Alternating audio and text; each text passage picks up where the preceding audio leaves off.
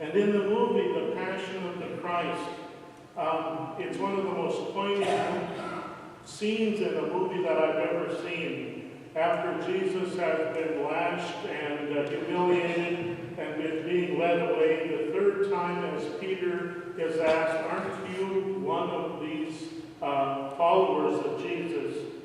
He denies Jesus, even in the movie, as they are making eye contact.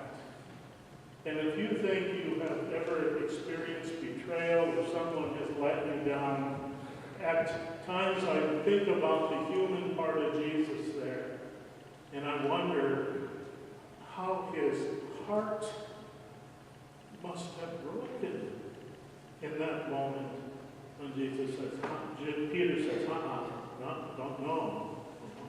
I'm just one of the crowd. I think of people in the crowd who, when offered that opportunity to free Jesus, chose instead to free Barabbas.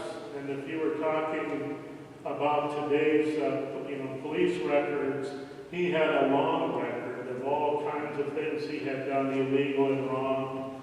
And it's when the crowd then shouted, free Barabbas, free Barabbas. It's doubtful that the people in that crowd would have accepted responsibility for later on for Jesus having been crucified. If somebody said, aren't you one of those who voted for Barabbas? And I'm confident that most in that crowd would have said, don't blame me, don't look at me. I think of the crowds in front of Herod's home or Pilate's palace, shouting, crucify him, crucify him. Later on, when it was clear that Jesus was in fact the Messiah, the Son of God, I'm confident that they too would have denied that they voted for, shouted for crucifixion. Don't blame me, I didn't do it. Those other guys around me, they're the ones who were raising their hands and shouting. They were making all that noise and shouting, crucify him, crucify him. Or I think of Pontius Pilate, probably giving us the most to work with tonight. And while he couldn't find any reason to crucify Jesus, and he and Herod played hot potato for a while, trying to not be the one to have to deal with this. But while he couldn't find any reason to crucify Jesus, he didn't have the backbone to free Jesus.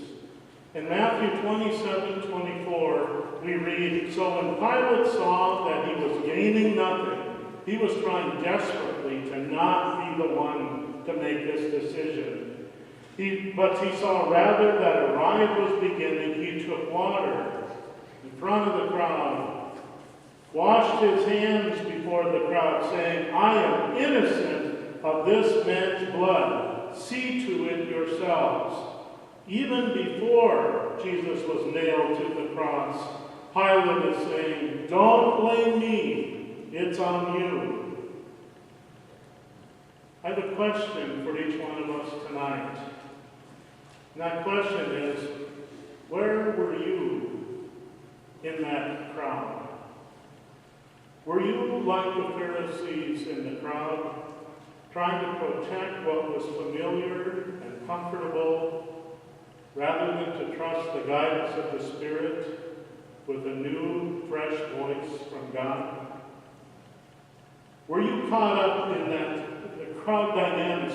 Sometimes just when you're in a crowd, it just gets frenzied and you kind of get caught up, and later on you even kind of wonder what in the world was going on around me. But were you caught up in the crowd dynamics as we see on our national televisions night after night in different parts of the world when crowds get riled up for something or against something, but in this instance shouting out, crucify him, crucify him.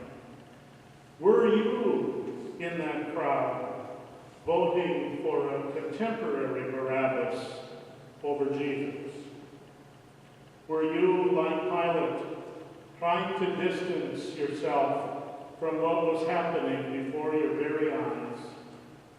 Were you, like Peter, cowering in the courtyard, denying this one that you loved and respected so very much?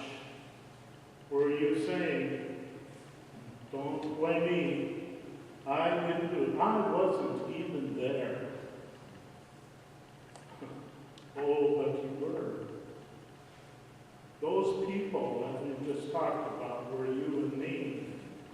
Just a few years earlier in history,